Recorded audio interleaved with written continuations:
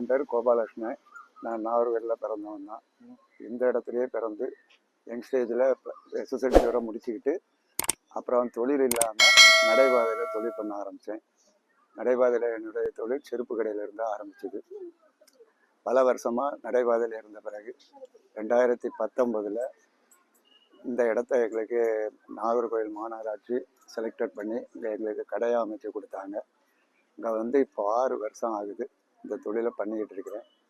எனக்கு தினசரி 500 ரூபாயிலிருந்து 800 ரூபா வருமானம் வர்றதுக்கு வாய்ப்பு உண்டு. சில நாட்களில் இருக்காது. லீவு நாளில் மட்டும்தான் அந்த கலெக்ஷன், மற்ற நாள் அவ்வளோ வராது. இந்த நாங்கள் செருப்பு கடை வச்சதுலேருந்து எங்களுடைய வாழ்வாதாரம் ஓரளவுக்கு நல்லபடியாக இருக்குது. முதல்ல இந்த இடத்த எங்களுக்கு செலக்டட் பண்ணி கொடுத்த மாநகராட்சிக்கும் நன்றி சொல்ல விரும்புகிறோம். அடுத்ததாக நாங்கள் பெங்களூரில் இருந்து செருப்புகளை இங்கே பர்ச்சேஸ் பண்ணுறோம். அங்கேருந்து பெண்களுக்கு தேவையான பிளாட் ஐட்டங்கள், சைனா ஐட்டங்கள், ஷூ ஐட்டம், மற்றபடி கம்பெனி செருப்புகளும் நாங்கள் சேல்ஸ் பண்ணிக்கிட்டு இருக்கிறோம். சின்ன குழந்தைகளுக்குள்ள சின்ன சின்ன ஷூ ஐட்டங்கள், அப்புறம் slipper item, shoe, gents shoe, ladies shoe, school shoe, அப்புறம் மேரீடுக்குள்ள செப்பல்ஸ், கோல்டு செப்பல்ஸ், இப்படி ஐட்டங்கள்ஸ் எல்லாமே பெரிய கடைகளில் இருக்கிறது எல்லாமே நாங்கள் சேல்ஸ் பண்ணுறது உண்டு. வெளியிலேருந்து உங்களுக்கு நல்ல கம்மியான ரேட்டில் கொடுத்துக்கிட்டு இருக்கிறோம். அதான் சொல்கிறேன்ல, பிளாட்டு செப்பல்ஸ் 100 ரூபாயிலேருந்தே உங்களுக்கு லேடிஸுக்குள்ள செப்பல்ஸ் வருது. ஜென்ஸுக்கும் நார்மல் ஷூ 400 ரூபாயிலேருந்து வருது. ஜென்ஸு ஷூ 400லேருந்து 500க்குள்ளே பர்ச்சேஸ் பண்ணுறோம். ஃபார்மர் ஷூ எல்லாம் 400 ரூபாய்க்கு கொடுக்குறோம். இந்த இடத்துல எங்களுக்கு மாநகராட்சி ஒதுக்கி தந்த பிறகு எந்தவித வெளிமட மக்களுடைய இடையூறு இல்லாமல் நல்லபடியாக தொழில் நடத்திக்கிட்டு இருக்கு. அதிகமாக எல்லாருமே படித்தவங்க எல்லாருமே அரசாங்க தொழிலை எதிர்பார்க்கறது கஷ்டம். இந்த சூழ்நிலைக்கு சுய தொழிலுக்கு இது ஒரு அருமையான தொழில் தாங்கிறத நான் ஒத்துக்கிடுவேன். காரணம் என்னென்னா, 1979 இந்த தொழிலை பண்ணிகிட்டு இருக்கிறேன். மெயின் ரோட்டில் பண்ணிகிட்டு இருந்தோம். நாங்கள் இங்கே 2019 பண்ணிகிட்டு இருக்கிறோம்.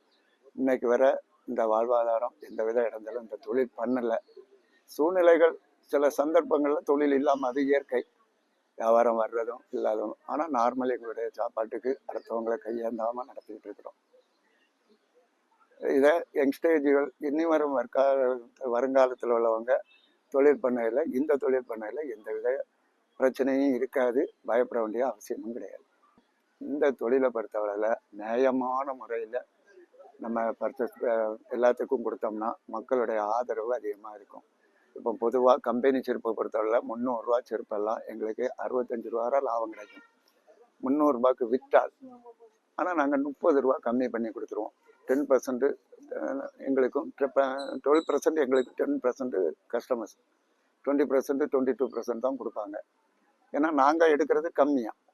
பெரிய கடைன்னா அவங்களுக்கு 30% வரை வருவதுக்கு லாபம் உண்டு. அதனால் இந்த தொழிலை பொறுத்தவரை கொஞ்சம் குறைச்சி எடுத்து அட்ஜஸ்ட் பண்ணி போனாங்கன்னா நல்லபடியாக. இந்த பஜார் நாகர்கோவில் அண்ணா பஸ் ஸ்டாண்டுக்கு சுரங்கப்பாதைக்கு பக்கத்தில் ஆரியபவன் விட்ட பக்கம், அதாவது பார்க்கு, நாகர்கோவில் மாநகராட்சி பார்க்கு பின்பக்கத்தில் இந்த இடம் அமைஞ்சிருக்கு. அதாவது கன்னியாகுமரி மாவட்டத்தை பொறுத்தவரை லொக்கேஷன் பெஸ்ட்டு. எந்தவித இடையூறு இல்லாத ஒரு மாநிலம். காரணம், சீதோஷ்ண நிலை.